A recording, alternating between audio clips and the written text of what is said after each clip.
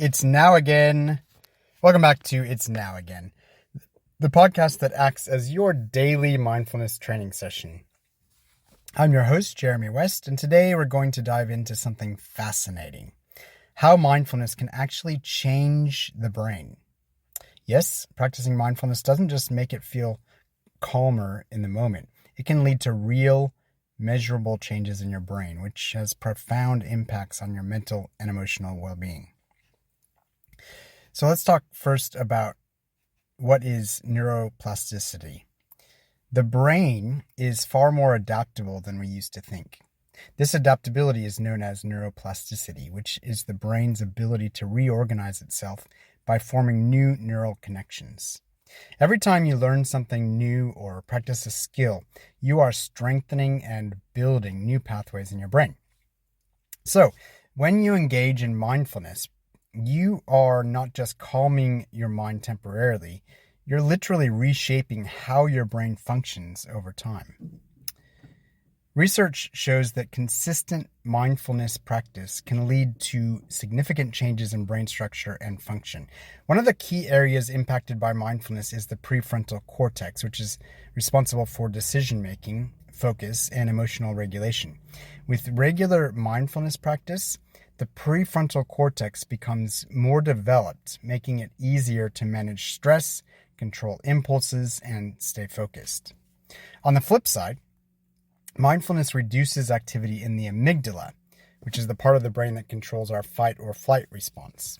This means that with consistent practice, we become less reactive to stress and better equipped to handle challenges without being overwhelmed by fear or anxiety.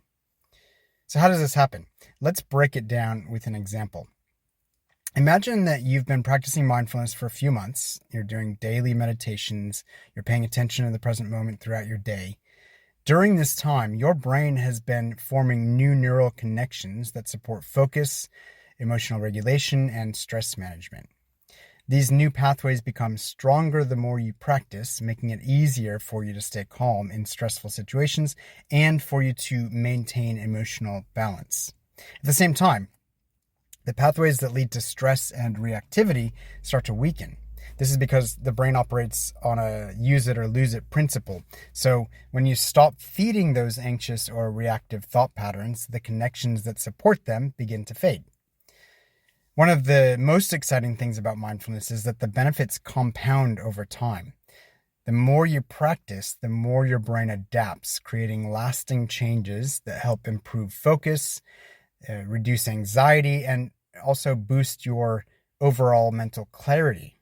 Studies have actually shown that even just 8 weeks of regular mindfulness practice can lead to measurable changes in brain structure, including increased gray matter in areas associated with memory, emotional regulation, and self-awareness. That's why I actually regularly run people through an 8-week course of mindfulness that takes you through all of the major topics, but more importantly, gives you practice week to week in each of those eight topics. So you can find that at jeremywest.net, which I'll mention at the end of the episode. But to put it simply, the more consistently you practice mindfulness, the more your brain rewires itself for calm, clarity, and emotional resilience. Imagine you're a gardener. You're tending to a tree. And at first the tree might be small and fragile, but with regular watering, with sunlight and care, that tree begins to grow stronger and more resilient. Mindfulness is like watering and nurturing your brain. It may take time, but with consistent practice, your brain becomes more capable of handling stress, regulating emotions, and staying present. Just as a tree develops deep roots over time, your mindfulness practice creates deep neural pathways in your brain that allow you to stay grounded in moments of stress or uncertainty. The more you nurture this practice, the more your brain will reward you with a sense of calm and focus, even in difficult moments. So let's look at some practical tips to rewire your brain with mindfulness. Number one, I mention this often, start small, but be consistent. You do not need to meditate for hours a day to see changes in your brain. I would recommend to to make sure that you build a habit, start with 1 minute a day and then slowly build up to 5 or 10 minutes. Even 5 to 10 minutes of mindfulness practice daily can start to rewire your brain. The key is consistency. Now, whatever time of day works best for you is best. For me, I do it first thing in the morning before I do anything else.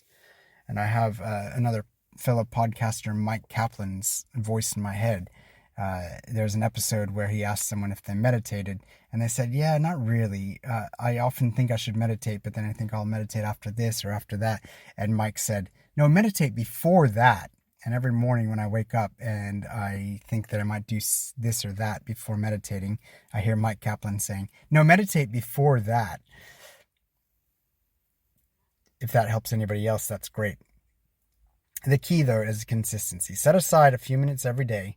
Focus on your breath, observe your thoughts, or engage in a body scan meditation. And at jeremywest.net, you can find either the It's Now Again app or the Patreon, and there are guided meditations there that you can use. Integrate mindfulness into your daily life. Mindfulness doesn't have to be limited to formal meditation sessions. In fact, the point of the meditation sessions is to practice to make it easier to use it in real life. So you can practice mindfulness while you're walking or eating or even during conversations. By staying present in these everyday activities, you're reinforcing those new neural pathways in your brain. You're strengthening your ability to stay calm and focused. Number 3, practice self-compassion. Remember that mindfulness is not about perfection. If your mind wanders or you struggle with stress, that is okay. It's completely normal. The act of noticing when your mind has wandered and gently bringing your focus back to the present moment, that's where the magic happens. This self-compassion helps further rewire your brain for emotional resilience. Number 4, set a daily intention for brain rewiring. If you'd really like to work on this, maybe today's intention for you could be, how many more ways can I continue to strengthen my brain's resilience and calm even more? This intention will keep you focused on using mindfulness as a tool to create lasting changes in your brain and your well-being. Mindfulness offers far more than just temporary relief from stress. It can create lasting positive changes in your brain that improve your overall well-being and your mental health. By tapping into the power of neuroplasticity, you are rewiring your brain for calm, focus, and resilience. And the best part, anyone can do this, no matter where you're starting from, even people like me with ADHD. Well, that's it for today's episode. I do hope that you have found some valuable insights into how mindfulness can literally change your brain for the better. If you're interested in going deeper into your mindfulness practice or you need personalized guidance, as I mentioned, I do offer one-on-one coaching sessions where we can explore these topics together. Visit jeremywest.net for more information. And you can also check out the new It's Now Again app. Hopefully it's up by the time this episode is, where you'll find a growing library of mindfulness practices, including guided meditations to support your journey toward mental clarity and emotional resilience.